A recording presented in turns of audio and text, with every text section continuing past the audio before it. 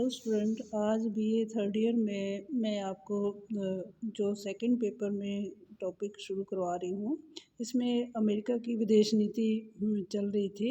आज जो मैं करवाऊँगी वो है कि अमेरिका की विदेश नीति में राष्ट्रपति जॉर्ज बुश के नेतृत्व में अमेरिका की विदेश नीति में जो महत्वपूर्ण घटनाएं घटी 2001 से लेके उन घटनाओं का विश्लेषण जो है आज हम करेंगे कि इस समय अमेरिका की विदेश नीति जो राष्ट्रपति जॉर्ज बुश के समय में रही, उसमें महत्वपूर्ण जो घटनाएं रहीं विदेश नीति के अंतर्गत अमेरिका के दूसरे देशों के साथ जो नीति रही, इस पे आज हम चर्चा करेंगे। राष्ट्रपति जॉर्ज बुश जो है 2001 में उन्होंने जो विदेश नीति के संबंध में कहा कि अमेरिका की विदेश नीति जो है वो एक प्रभावशाली होने के नाते एक आक्रमण के रूप में रहेगी। इसकी शुरुआत खाड़ी युद्ध के समय में देखने को मिली। अमेरिका ने राष्ट्रपति ने ये भी कहा कि दुष्ट जो परमाणु ताकतों से अमेरिका उसके मित्र देशों की सुरक्षा के लिए बुश ने 100-200 अरब डॉलर की एक व्यवस्था विकसित करना चाहते थे। इससे विश्व में एक बहुत ही तहलका मच गया कि आतंकवाद के खिलाफ लड़ाई जारी रखने तथा दुनिया भर में लोकतंत्र को आगे बढ़ाने की प्रतिज्ञा के साथ ही राष्ट्रपति जॉर्ज बुश ने अपनी विदेश नीति के संबंध में विश्लेषण किया। इनके नेतृत्व में जो अमेरिका में विदेश नीति के तहत जो दूसरे देशों के साथ संबंध रहे, इस पे आज मैं चर्चा करूंगी।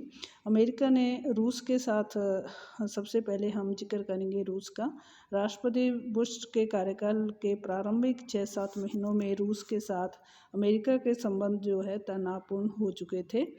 2001 में दोनों देशों ने जासूसी के आरोप में एक दूसरे देशों के दर्जनों राजनयिक डिप्लोमेट्स जो हैं अपने देश से निकाल दिए थे। उस दौरान राष्ट्रपति पुतिन के बयानों से ये लगा कि दोनों देशों के बीच शीत युद्ध का काल जो है वो तनाव फिर से आ गया है।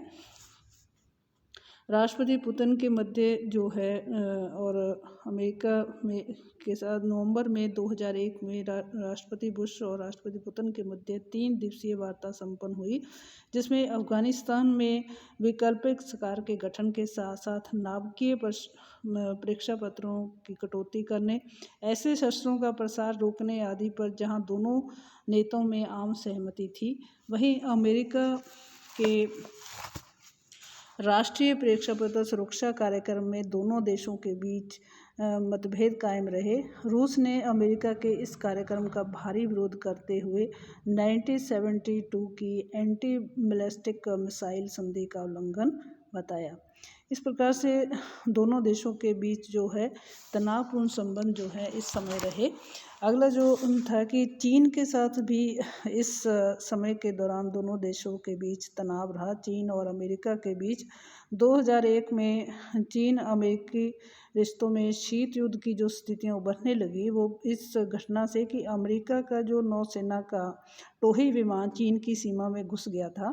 चीन के युद्ध जेट विमान से टकरा गया। अमेरिका के टोही विमान को चीन ने अपने हैनान द्वीप की सैनिक अड्डे पर जबरदस्ती उतार दिया।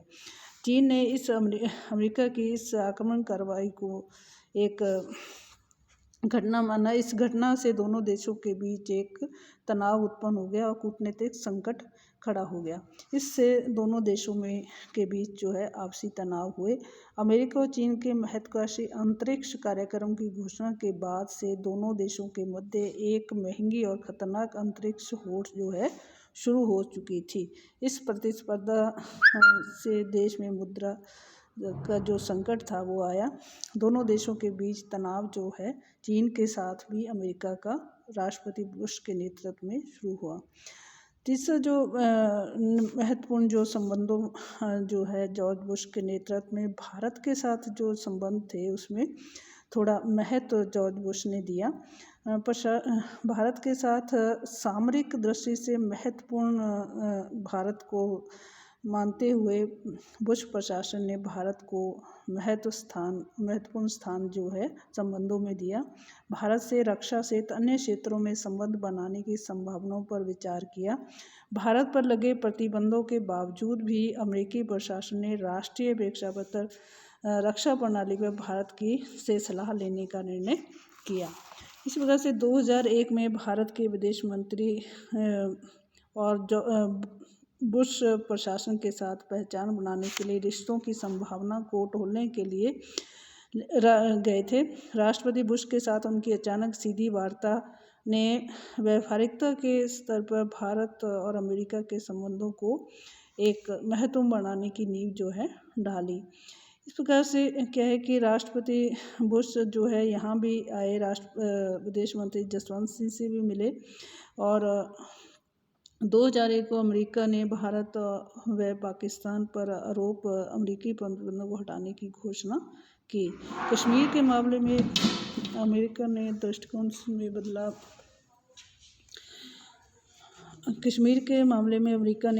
में बदलाव लाने लगा, जिसके आभास क्या है कि अमेरिकी विदेश मंत्री कोलिन पावेल जो है 2001 की भारत व पाकिस्तान की यात्रा के दौरान भारत आए और अभी तक कश्मीर कि भारत व पाकिस्तान के बीच जो द्विपक्षीय मामला था, इस पे दोनों में जो है संकट जो है खड़ा हुआ। कश्मीर का जो मुद्दा था एक अंतर्राष्ट्रीय एजेंडे के रूप में माना गया और पाकिस्तान को नाटो के बाहर मुख्य सैन्य कार्यवाही के सहयोगी दर्जा देने का अमेरिका की घोषणा ने भारत पर भरोसा कम होने लगा।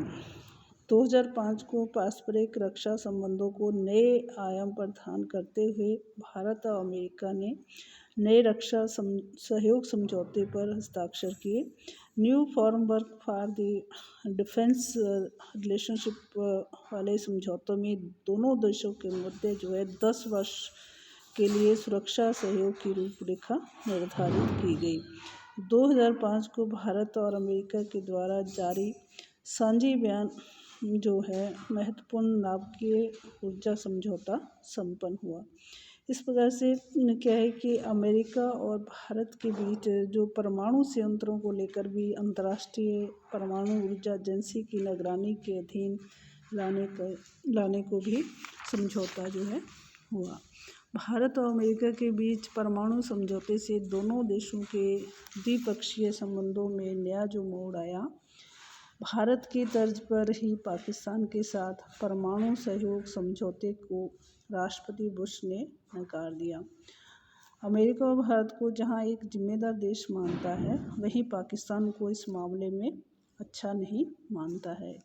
इस प्रकार से दोनों देशों के बीच राष्ट्रपति बुश के बीच जो है भारत और अमेरिका के बीच संबंध जो है अच्छे रहे, क्योंकि अमेरिका जो है भारत को एक सामरिक दृष्टि से महत्वपूर्ण देश मानते हुए और एक जिम्मेवार देश मानते हुए भारत को अधिक महत्व जो है आपसी संबंधों में देने लगा।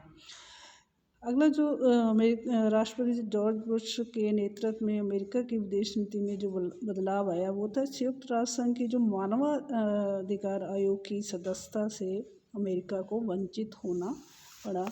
इसमें क्या था कि अमेरिका को संयुक्त राष्ट्र की जो महत्वपूर्ण संस्था है अंतर्राष्ट्रीय मादक पदार्थ नियंत्रण बोर्ड के चुनाव में 2001 में पराजय का सामना करना पड़ा, जबकि भारत तथा 5 अन्य देश इसके सदस्य चुने गए। इससे पहले अमेरिका को संयुक्त राष्ट्र संघ के मानवाधिकार आयोग की सदस्य से वंचित होना पड़ा। लगातार तीसरी बार चुनाव लड़ रहे अमेरिका के प्रत्याशी ने ये हार का विश्लेषण किया कि संयुक्त राष्ट्र संघ की जो बकाया राशि थी उस वजह से जो है अमेरिका के सदस्य को हार का सामना करना पड़ा। तो इस प्रकार से क्या है कि संयुक्त राष्ट्र संघ के जो मानवाधिकार की एक महत्वपूर्ण संस्था में भी अमेरिका को हार का सामना करने से क्या है कि असफलता लगी, जिस वजह से क्या है कि एक राष्ट्रपति जॉर्ज बुश के नेतृत्व में विदेश नीति में ये एक असफलता ही माना जाता है। लेकिन राष्ट्रपति जॉर्ज बुश ने तालिबान के विरुद्ध जो है अमेरिकी जो सैन्यवाही की कार्यवाही की 2001 में। इसमें 2001 को आतंकी हमला जो है अमेरिका के द्वारा अफ़गानिस्तान में सैन्य कार्यवाही जो है प्रारंभ की गई। इसके तहत सैन्य कार्यवाही उस समय प्रारंभ की जब तमाम अंतर्राष्ट्रीय दबावों के बावजूद भी आतंकवादी सरगना ओसामा बिन लादेन को अमेरिका को सौंपने के लिए तालिबान प्रशासन तैयार नहीं था। अफ़गानिस्तान में तालिबान नियंत्रित ठिकानों पर हमले से पूर्व अमेरिका ने विश्व के अधिकांश राष्ट्रों का कूटनीतिक समर्थन प्राप्त करने में सफलता प्राप्त कर ली।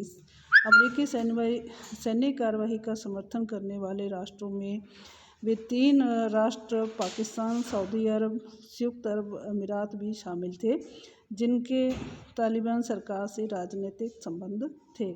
अमेरिकी सैन्य कार्यवाही में तालिबान ठिकाने जो वहाँ ध्वस्त हुए, वहीं कार्यवाही के मुख्य लक्ष्य जो था वो था ओसामा बिन लादेन तथा तालिबान के प्रमुख मुल्ला मोहम्मद उमर का जो है जिंदा पकड़ना था, लेकिन उनको पकड़ा नहीं जा सका। तो ये एक राष्ट्रपति जॉर्ज बुश के नेतृत्व में जो तालिबान के खिलाफ अमेरिका की सैन्य कार्रवाई हुई थी, इसमें भी उसे असफलता का सामना करना पड़ा। इसके बाद राष्ट्रपति जॉर्ज बुश ने जो मार्च 2003 में अमेरिका ने राष्ट्रपति जॉर्ज बुश की पहल पर इराक के विरुद्ध जो युद्ध छेड़ा। अमेरिका इराक पर हमले के लिए ज़्यादा समर्थन नहीं जुटा पाया। इस दशक में शुरू में खाड़ी युद्ध में संयुक्त राष्ट्र संघ साथ था, लेकिन सुरक्षा परिषद में इराक को स्पष्ट अल्टीमेटम दे दिया गया था कि इस बार संयुक्त राष्ट्र संघ के हो जाने की धमकी जो है काम नहीं आएगी। सुरक्षा परिषद में कई देशों ने वीटो की धमकी दी थी, जैसे चाइना और रूस के साथ अमेरिका के अच्छे संबंध नहीं थे। इन देशों ने इस मुद्दे पर कि अगर सुरक्षा परिषद में ये मुद्दा आता है तो ये वीटो करेंगे। तो अमेरिका ने इस मुद्दे को सुरक्षा परिषद में ले जाना उचित नहीं समझा और अपनी सैन्य कार्यवाही जो है इस इराक के खिलाफ मार्च 2003 में की और विश्व के 35 देशों का समर्थन जो है इस कार्रवाई पर अमेरिका को प्राप्त था।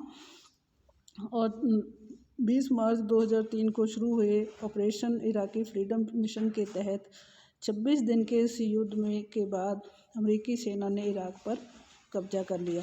इराक को भारी क्षति हुई, इसका आंकलन नहीं किया जा सकता, लेकिन अमेरिका के सैनिक भी इस युद्ध में मारे गए। लेकिन सुरक्षा परिषद द्वारा अधिकृत जांच दल की आगे किसी भूमिका को अमेरिका ने नकार दिया। इस प्रकार से सेना के माध्यम से ही कराने की उसने कहा। इराक पर कब्जे के साथ ही अमेरिकी प्रशासन ने जारी की इसमें सद्दाम हुसैन का नाम भी ऊपर था। इसकी गिरफ्तारी के बाद $2 लाख का इनाम भी रखा। अमेरिका ने घोषित किया। अमेरिकी इराकी फ्रीडम की सफलता के बाद इराक में के पुनः निर्माण का नेतृत्व जो है अमेरिका के गवर्नर जनरल सेवानिवृत्त जो जनरल थे उनको दिया गया। इस पर से 22 मई 2003 को सुरक्षा परिषद ने अमेरिका ब्रिटेन को इराक का प्रशासन चलाने के लिए उसका तेल बेचने के लिए अधिकार प्रदान कर दिए। इस प्रकार से युद्ध के जो वास्तविक कारण थे वो थे इराक युद्ध के कि इराक का जो तेल भंडार और यूरो में जो प्रभुत्व की लड़ाई थी, नई विश्व व्यवस्था में पश्चिमी एशिया को पूर्णतः अमेरिकी प्रभुत्व में लाना तथा अमेरिका में आर्थिक बहाली में युद्ध रूपी ऑक्सीजन की ज़रूरत थी। अमेरिका ने आर्मी वॉर कॉलेज की एक रिपोर्ट में इराक के खिलाफ युद्ध को गैर जरूरी बताया गया। इसमें कहा गया कि आतंकवाद के खिलाफ अमेरिका की लड़ाई में संसाधन की बर्बादी तो हुई है, लेकिन अमेरिका ने जो लक्ष्य था वो पूरा नहीं हुआ। अमेरिका ने इराक युद्ध में अपने 1.5 लाख सैनिक जो है खोए और इस समय सेना की लगभग आधे युद्धक शक्ति जो है इराक में अटकी पड़ी है। एक ऐसे देश में जो अल-कायदा से संबंधित नहीं था, जिसके पास जाहिर और नरसंहार के हथियार नहीं थे, और उसके बावजूद भी अमेरिका ने इस सैनिक कार्रवाई के द्वारा इन कारणों की वजह से जो है इराक के खिलाफ युद्ध छेड़ा। धन्यवाद। Thank you. अरे बाप रे बहुत